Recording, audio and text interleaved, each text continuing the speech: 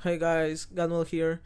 This is going to be the pretty much the last video, the last update for the build that I've been showing you guys for the last couple of videos.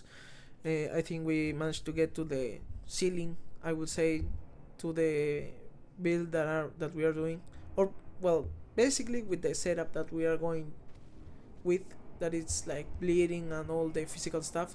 Because I think if I went the route of like fire conversion with avatar of fire, it will probably be quite a little bit more damage. But that's not what I want to do here. I wanted to make it feel as similar as the first build that I did when I started playing PoE2. That was like the Alkaiser, Hammer of the Blood, Bleed, and all that, all that stuff. I think we managed to basically beat all the content in the game. It's like tier 18s, those are pretty much joke. Arbiter 4, we died a couple times, but we managed to kill him. That fight is basically just get good at the mechanics. It's not that we are lacking damage, because damage, we have damage. We just have to get better at the fight, and we are going to get it like every time. And I think like the hardest part that that we had to do was Simulacrum Tier 4. We, without doing any changes, we managed to get all the points, but to get the Simulacrum at Tier 4, we had to do some changes. And those, the changes that we had to do were basically because most of our damage is on the Sander. Sander is like the biggest amount of damage that we are going to do, and but that requires a little bit of setup. If you see the video, you see that we have to break the armor so we can get the crit, and we have to be like on the second weapon swap, our second weapon set that has all the bleeding out and all those shenanigans. So basically in Simulacrum is like a map on steroids, and we are not using by any chance like the second weapon set, so we lose all the damage. And we the only thing that we can do is like use Stampede over and over again, but the damage is not as big as the damage that we do with Thunder. So on the higher tier waves, we get pretty much crowded with all the mobs, all the trash mobs. And the biggest problem is like some of those rare mobs have some of the craziest like modifiers that basically kill the build. Two of them that comes to my mind are like the mana drain. Basically, our mana goes to 0. We go and we can do anything. We can do Thunder. We can't Stampede. We basically just stay there and take it all like a good boy. The other one is like temporal bubble, that pretty much make us slow as fuck. So the only thing, there are only two ways that you can do Simulacrum. I think you can basically tank it all, be immortal as you can. I saw some builds that has crazy amount of recovery and crazy amount of energy shield that basically are immortal even in Simulacrum. Or you have the second option, that is basically kill everything as soon as it appears on the screen, so you don't get crowded by all those mobs. Well, we can do any of those, because we are not at the point that we are immortal, because we don't have crazy recovery, I think the only way that you get to the point of being immortal is with the crazy recovery. It can be a recovery of life, or it can be a recovery of an energy shield, and we don't have any of that. We have defensive layers, but it's not to that point, and we are not also on the other side of the spectrum. Like, we can't kill like all the stuff as soon as it appears on the screen. So I'm going to separate the video on two parts. First, explaining like the setup that I have for pinnacle bosses and mapping, and then I'm going to show you like the changes that I made so I can fight the simulacrum and manage to kill it as you saw on the video. So give me a second. So starting with the changes that I did to the items, the only thing that I changed, I think, from the previous video, it's the shield. The shield is the only thing that changed. We went from a pure armor shield to an hybrid armor shield that has a corruption with increased block chance. This, even though it's like it has a lower block chance than like a full armor shield, with this corruption, it's basically one of the highest rolls of pure block chance that you can get on any shield, I think. And it has some pretty good stats. The only dead stat is like the thorns damage, but even other than that, all of the stats are pretty much good. Like, it works for the stuff that I want to do. It has fire resistance, maximum fire resistance, intelligence. I think that's the highest roll that you can get for life, and one of the highest rolls that you can get for block chance. Well, I think that's like the second highest, but who cares? Yep, that's pretty much what changed for like the items on the character. The items on the passive tree, we changed two things. We changed the Megalomaniac, that let us like move some points from here and there. We previously had the one that gave us internal bleeding and Giant Slayer. We still have Giant Slayer, but now we have Unbending. With that, we saved 3 points that we were able to put, I think, here, so we can have the damage on both trees. And I don't remember where I put like the other points. Well, and with the fact that we got that hybrid shield, we managed to save these 3 points and put it here for more presence area of effect. So like the penalty that we get from the deepest tower is pretty much it's non-existent. So yep, those are pretty much the changes that we made with the points. Oh, and the timeless jewel, this is like the thing that made our bleeding damage almost double. It's timeless jewel that has perfect roll for small passives,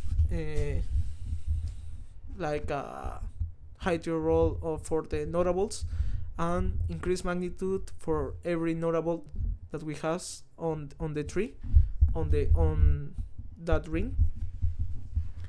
And we have like a lot of points here. It's like 1, 2, 3, 4, 5, 6, 7, I think. That's 84% increased magnitude of bleeding. That almost double the damage that we did. You can see it on the Xesht fight and the King in the Mist fight. It was a pretty significant amount of damage that we gained with this timeless jewel. I didn't think it was going to be that huge, but yep, it was a lot of damage that we end up gaining with that change for like the timeless jewel. I have to say this is not like a cheap build.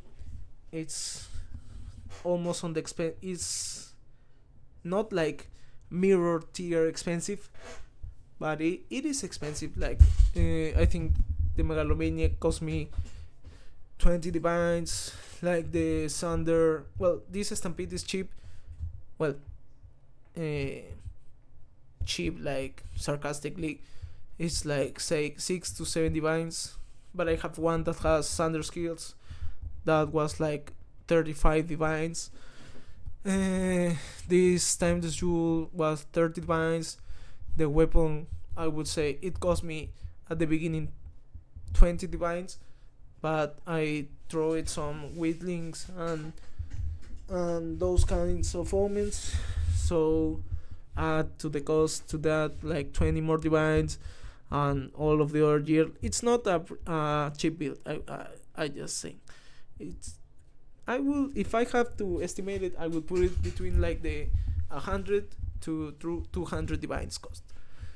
So, yep, those were basically the changes that I made to the tree, with all the points that I managed to save because of the items that we changed. So now we're going to go to the gems.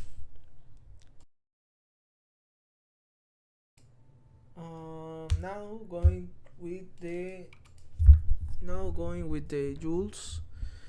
The jewels that we have for like mapping and bossing are pretty much the same. Is Earthshatter with upheaval, bloodlust, incision, splinter, and close combat. This is pretty much it, just for breaking the boss armor and killing some of the the rares that we leave behind when we are using Stampede. But the most important stuff that we get with Earthshatter is like breaking the boss's armor. Lip Slam just for mobility with Holy Descent, Rage, and Maim. Seismic Cry so we can explode the Earthshatter spikes. I have it with Dazing Cry and Inspiration. There's really not that much of science with this. It can have 0 supports and it will do like the same stuff that I use it is just so I can explode the spikes. Infernal Cry, this is a big damage boost. I have it with Premeditation and Rage Cry, Life Tap because it consumes a lot of mana, Ingenuity so we can have it faster, and Raging Cry pretty much fills all our rage when we use it on pinnacle bosses and uniques. Orb of Storms so we can have some rage before pinnacle bosses and like map bosses. I have it with Font of Rage, Font of Mana, Font of Blood, Persistence, and Unbreakable. This I don't think it works with that, but I just have it so I can fill the 6 slot. Stampede for mapping works pretty good. Innervate, Magnified Effect, Momentum, Martial Tempo, and Lightning Infusion. Every single time that I see that my Herald of Thunder procs, I get the Innervate buff. So when this procs, pretty much all the stuff, even rares, get like basically one-shotted. So yep, that's pretty good. Sander, this is like the star of the build for like the pinnacle bosses. I had it with Super Critical, Lacerate, Seer Red, Heavy Swing, and Execute. These are like I think this is the setup of support gems that do the biggest amount of damage. I tried with the POV, and yeah, I have tried different combinations until I end up with this one. This is pretty much like the most amount of damage that I can get with Sunder on pinnacle bosses and map bosses. And I have it like corrupted. I bought it corrupted for like one level, 1+ level, and I have it the same for Stampede. So yeah, these are pretty much, this is for mapping, this is for bossing. Shockwave Totem with Ancestral Urgency, Impale, Reach, Overpower, and Blind Support. This is for mapping, and well, you can throw it for bossing too, but mostly for mapping, and even then it's mostly for Simulacrum. Earl of Thunder with Deadly Herald, Elemental Focus, Primal Armament, Lightning Penetration, and Long Shot. Pretty good. This kills most of the things that we left behind with Stampede 2. Yep, good Earl to have, I would say. Blasphemy. We have it with Enfeeble, Precision, Herbalism, and Cannibalism. This is for mapping. Simulacrum now, I will say.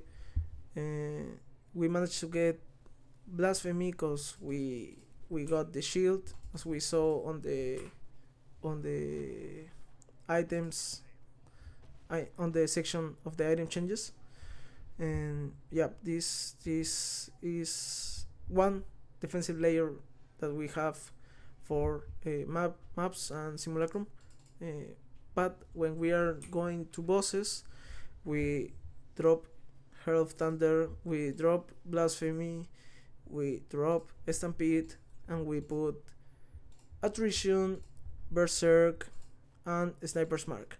But this is only for pinnacle bosses. For normal map bosses and Simulacrum, we don't do this. On normal map bosses, I just don't like the hassle of having to change all of this for like have the kill 1 second or 2 seconds quicker. I don't care. On maps, I just go there, kill the boss, and go to the other map. It's not like a big deal. But on pinnacle bosses, I really want like get the most amount of damage that I can get, so I don't have to do like all the other mechanics. So if I can skip it, I obviously going to do everything that I have available to escape the phase. So that's why we use Sniper's Mark. This is 44% increased critical damage bonus. This is just net plus to the damage that we're going to do with Sunder.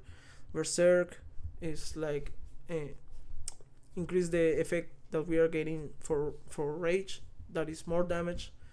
Attrition, it's more damage too. It's like we do more damage to pinnacle bosses, and when it hits like certain time, we get cooling strike against them. So that's pretty good. So yep, that's basically it for like the changes that we do when we go just for pinnacle bosses, because when we go to normal bosses we don't change anything, just like swap the weapons so we can get like the second weapon set. So now that we went through all of that, we have to go to the changes that we do for Simulacrum. So give me a second. So now, what are the changes that we have to do so we can get through Simulacrum with this kind of build? Because as I mentioned in the beginning of the video, we are like in the middle of the pack. We are not like stupidly immortal with all that recovery that all other builds have, with like the energy shield, stun, and full recovery. But we are not also on the spectrum of like killing all the stuff as soon as it hits the screen. We are like kind of in the middle. So how can we do Simulacrum? Because The biggest problem in Simulacrum right now for this build is like, first, if we don't kill the stuff that we get on the screen quickly, it's like going to be so much that even though we have good resistances and capped block chance, some of the hits are going to get through the block chance and directly into our life pool. And with some of the mods that are on the Simulacrum and the fact that we are delirious, it's going to be like a lot of damage that we are going to get, and it's going to be really quick because we are going to have like, how much, like 20 to 30 monsters killing us at the same time, and they hit really fast, really hard. So what can we do? What's the thing that we have to do so we can stay alive and manage to beat Simulacrum? Basically, what I did is I realized that I can't swap. Basically, all my bleeding setup for like just for Simulacrum, it's not possible. We are not going to swap because there's no reason to swap. We are not going to be able to like kill, even though Omnia, I think it's called, and the other one Chaos or something like that, are like unique monsters. They don't have like the amount of life that pinnacle bosses have, normal pinnacle bosses. So the bleeding and the crit stuff, it's not like really necessary. We just have to hit relatively hard to kill like trash mobs and rare mobs. But what's the problem? The problem is like Stampede can't kill them the first like 6 to 7 waves, but then the damage decays pretty fast, and the amount of mobs that you get on the Simulacrum scales and start to ramp up really crazy. Like the amount of mobs that you get on wave 1 through 7 is like half the amount that you get from 8 to 15. So you there's something that we had to do. So I decided that first, like the second part is like not possible. So we have to respect some points. First, I respect all these wheels from here. These 4 points, we say goodbye to them, and we put it in here so we don't get stunned. And I take Resolute Technique. I drop, I think, this point here. No, I have to take this like this and put like the other point here like that. And yeah, that's pretty much the change that I do on the tree, because we're not going to be able to crit the mobs. That's a given, and we don't want to get stunned, because with all those trash mobs you are going to get interrupted. And what's the ability that we don't want to get interrupted? Sunder, because it's the highest amount of damage that we are going to do. So and we don't want to miss, because there are some mods that make them that they are highly evasive or something like that. So we take Resolute Technique and we increase the elemental and the stun threshold that we have, and we take Shock with Totem. And let me see what we drop all the bleeding stuff from the Sunder, and we put Innervate and Lightning Infusion there. Yep, pretty much it. And what make us survive. These are the three main things that makes, well, these two are the things that make us pretty much survive and manage to beat Simulacrum.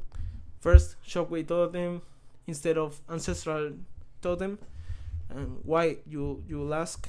It's because with Shockwave Totem we can divide the amount of mobs that hit us and the amount of mobs that actually hit the totem, because Shockwave Totem has like a life bar, and that means that some of the mobs get aggroed by it, and it has a lot of things that work as a defensive layer. It's stunned more quickly because it's always like hitting the mobs, and it blind enemies, and it has a lot of area of effect. It's pretty much, it covers almost all the area of the simulacrum that you are doing.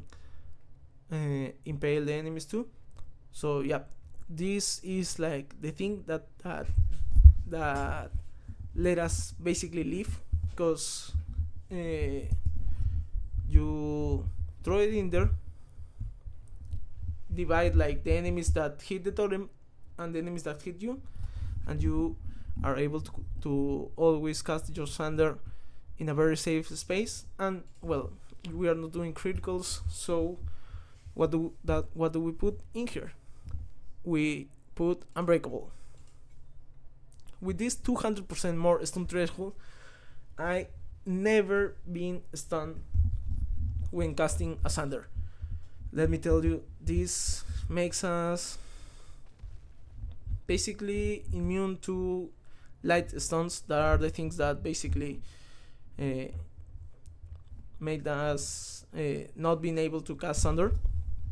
So with those changes, we can always cast Thunder, so we are always doing like the most amount of damage that we can do, and we are able to survive because we are taking half the damage of the mobs that we are fighting on the simulacrum, because the other half is is